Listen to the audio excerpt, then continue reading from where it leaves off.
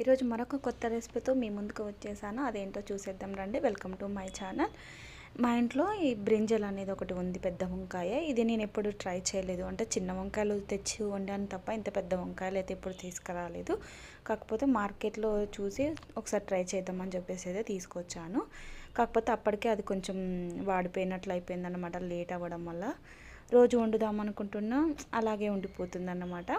అయితే దాన్ని పెద్ద వంకాయను ఒకసారి కడుక్కొని చిన్న చిన్న ముక్కలుగా, అంటే ఇట్లా గుండ్రటి ముక్కలుగా పీసెస్ వీడియోలో చూపించినట్టు కట్ చేసుకొని ఒక బౌల్ తీసుకొని దాంట్లోకి ఒక 2 టేబుల్ స్పూన్ శనగపిండి, కొంచెం ఉప్పు, కారము, ధనియాల పొడి, గరం మసాలా, కొంచెం అల్లం వెల్లుల్లి పేస్ట్, అలాగే కొంచెం పసుపు వేసుకొని అంతా ఒకసారి ఈ విధంగా స్పూన్ సహాయంతో కలుపుకోవాలి. తర్వాత ఇందులో మనం ఆయిల్ వేసి కూడా కలుపుకోవచ్చు అనమాట. కాకపోతే ఇక్కడ నేను వాటర్ అనేది వేసుకున్నాను.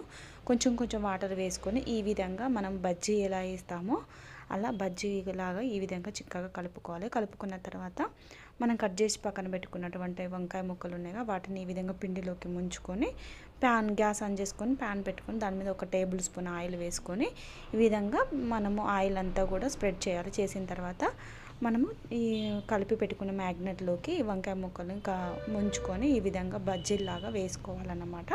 వేసుకుంటే ఈ విధంగా వీడియోలో చూపించినట్టు వేసుకోవాలి.